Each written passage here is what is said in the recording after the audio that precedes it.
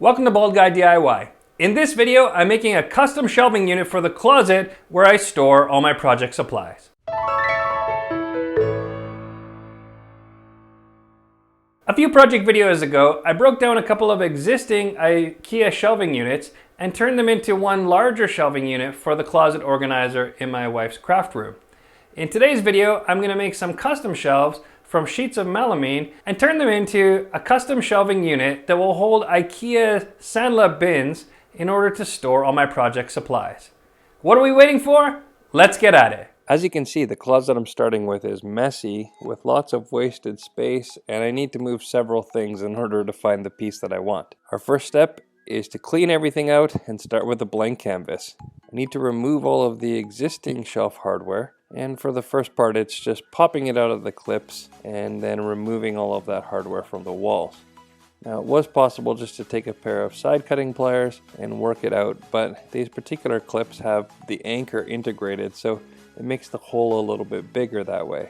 The more effective manner, and the one that's less damaging to the wall, is to use a small screwdriver and pry the nail out of the clip, and then once that nail is removed, the anchor is no longer spread and it makes it easier to pull it out of the wall and leave a nice clean hole. I repeated that for all of the clips, and then using the side brackets was the same thing, except there were two nails in there that needed to be removed. So I popped those up with the screwdriver and then used the side cutting pliers to pull them out of the wall. Once the nails were removed, once again, the anchors aren't spread anymore, so it makes it a lot easier to wiggle it out of the wall and leave just those nice clean holes.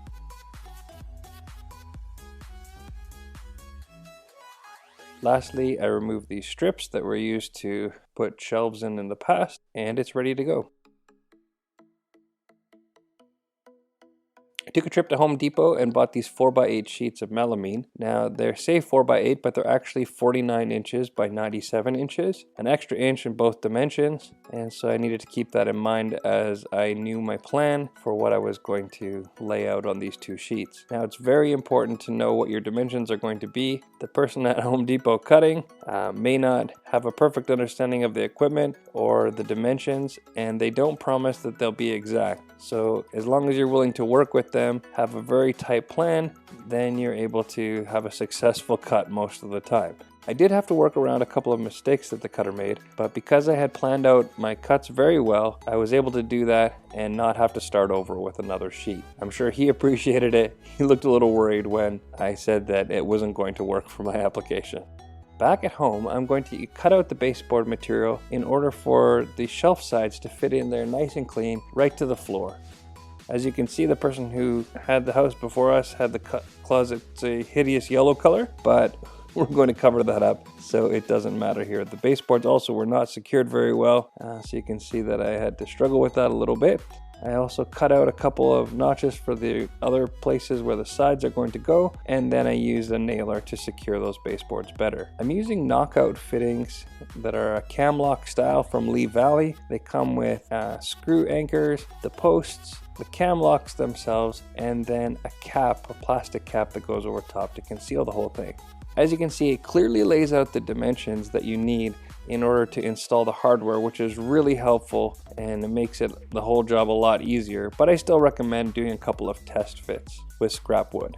The drill bits I used for this, I didn't have metric, so I used a 1/8 bit to lay out the holes, a 25/64 to drill the anchor, a 9/32 for the post, and a 5/8 Forstner bit for the cam lock. I designed and 3D printed a jig, which is going to help with laying out those holes properly and make the job much faster than measuring every location. As you can see here, I simply have the hole in the center of the jig, and I can put it on either side of the board, and with the 1/8 bit, just mark where those holes are going to be. It's much faster.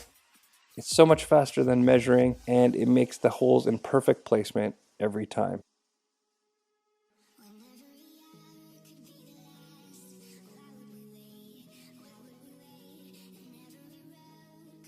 I laid out the two sideboards that are going to hold all the shelves and put them side to side so that all of the shelf locations are going to be consistent across both pieces. Then I used my jig to again get the measurement from the sides, just making sure that I could see the line through the hole and then drilling it from the edge, and that's going to give me a perfect 3 inches from each edge.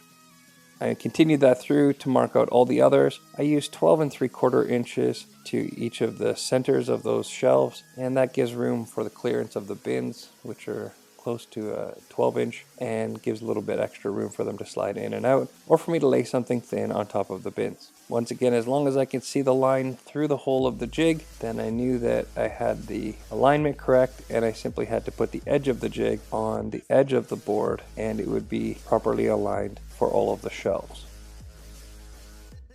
Next, I'm going to use the 25/64 bit, and I'm just going to go over each of those pilot holes that I drilled and drill the hole for the anchor. Now, I used electrical tape to mark the spacing so that I wouldn't go too deep, but I would highly recommend a drill collar instead, as it's very easy to go a little too far, and I actually did on a couple boards go deeper than I had intended, and I need to patch the other side of the board in order to cover up the hole where I went through.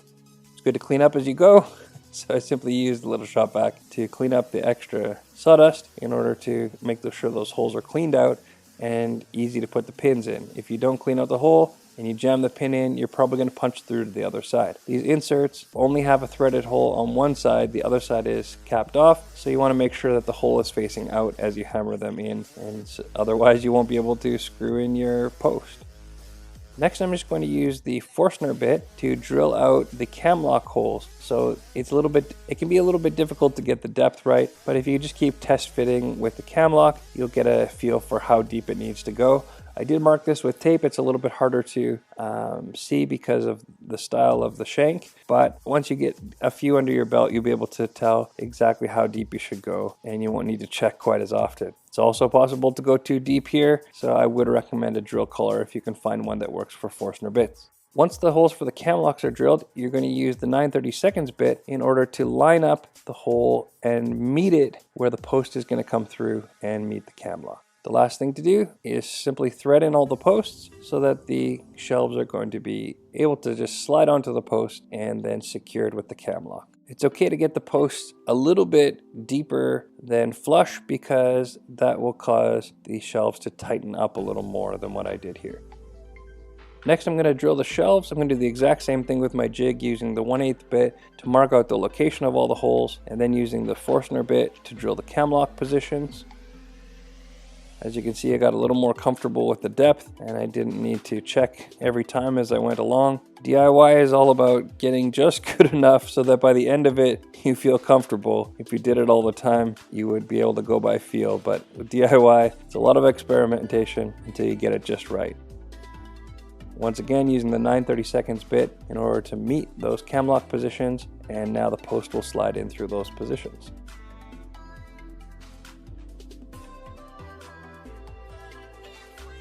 I repeated for 3 more shelves, and now I'm going to lay out the shelves and use the cam locks in order to tighten them down. The style of hardware is really nice because it's virtually invisible once it's installed, but it doesn't have a lot of strength side to side. So you will notice that even with them secured, or if you've ever put together IKEA furniture that uses this similar type of system, it doesn't have a lot of strength side to side. Most of the strength is clamping force holding the two pieces together. This is important to understand if your design is going to be freestanding without any backing. Most of the IKEA products require backing in order for them to have rigidity, and it's that backing nailed on that prevents the pieces from twisting with those cam locks in place. In my case, they're going to sit in a very set place within the borders of the closet, and that's what's going to hold it all so that it doesn't shift. I'm not concerned about the whole thing swaying a little bit as I go because it's not going to matter inside the closet. You need to be a little bit careful as you place it in the closet. Other than that, there's no concern.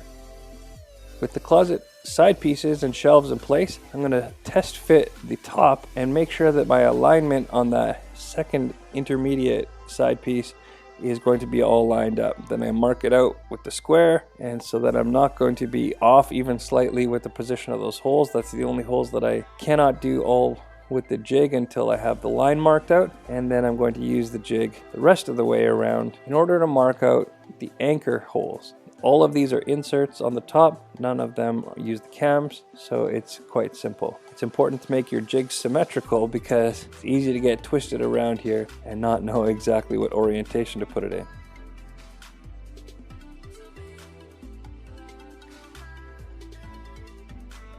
Once again, I'm just going to drill all my anchor holes, and then I'm going to hammer in the inserts.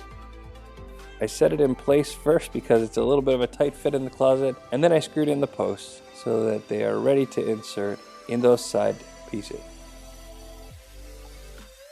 The final alignment is sometimes a little tricky. So you see here, it takes a little extra fiddling and maneuvering, but once you get all the holes lined up properly for the post to go through, it's just a matter of lightly tapping it with a hand and it all comes together. And I insert my cam locks and give them a little twist with a screwdriver and they're all in place. Occasionally, because of the alignment of the post, you might find that everything doesn't quite fit right, but if you just give it a little bit of adjustment or a little tap here or there, you can get them to slide into place just fine.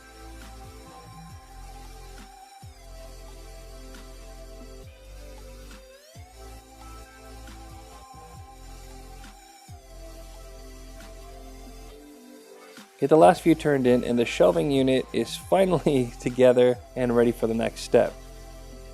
Before I finish off the banding, I also thought I would fill all the holes in the wall. Right now I'm not interested in painting the closet, maybe that's for another day. The banding is an iron-on type banding which has glue on the back and a melamine type front, and then you simply run a hot iron along it. It melts the glue and bonds it to the open face of the melamine sheets. Melamine's a particle board, and so it'd be very difficult to paint it and get any kind of smooth surface. So this iron-on banding is really nice because it finishes it really well, makes it look professional, and it doesn't require any further painting. A lot of times you might not get the full piece to seal properly, so you run the iron back and forth a few times, and then I also a lot of times run a finger behind it and just use that to make sure it's really secured tight. Sometimes that means your fingers get a little bit warm, so be careful. As I go, I also like to pull on the edge a little bit and make sure that it's completely adhered as I go down the side. It would have been a lot easier to band all of these sheets before I installed them in the closet, and on future projects I might do that, but I like the idea here of being able to have it all finished first and not risk the possibility of snagging the banding and breaking it if I had an edge that was still exposed. It does take a little bit longer this way, but it still worked out pretty well in the end.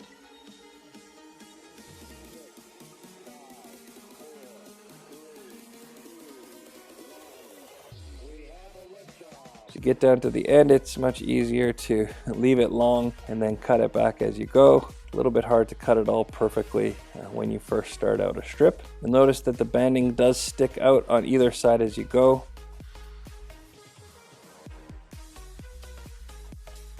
This last little bit down by the baseboard was the hardest. I could have just glued it down with some CA glue or something like that, but I decided to use a soldering iron which fit in the space and still did the trick just fine. It was a little bit slower with the soldering iron than it was with the clothes iron, but I was in the end able to get it to stick pretty well, and again it fit nicely into that little space by the baseboard.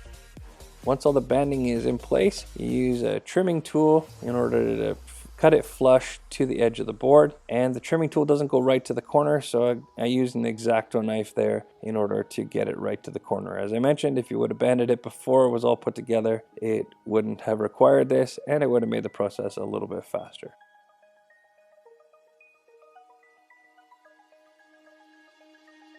Once all the banding is done, I also just put these caps over all of the cam lock, which makes them a lot more invisible. And there is the finished shelving unit, ready for bins. I use the IKEA Samla bins, and I really like them because you can use one large bin, 2 medium bins, or 4 small bins, all within the same footprint. This made it great. I laid out my closet so it was big enough for 3 large bins on each shelf, which means that I could also fit 6 medium bins or 12 small bins, which was great for all the project pieces I have. Before I do the final reveal, here's what I started with, a disorganized mess, and here's what it all looks like when there's a place for everything and no wasted space. So that's how the project wraps up. From measuring, designing, having it cut, installing the knockdown fittings, and finally finishing it all off and using it to store the bins. I hope you found this project useful and that you use it as inspiration for organizing your own work area. If you like what we're doing, please consider leaving us a comment, telling us what you like or what you think we should be doing differently. Like the video, subscribe, tell your friends and family about it, and check back weekly as I post a new video every Saturday morning.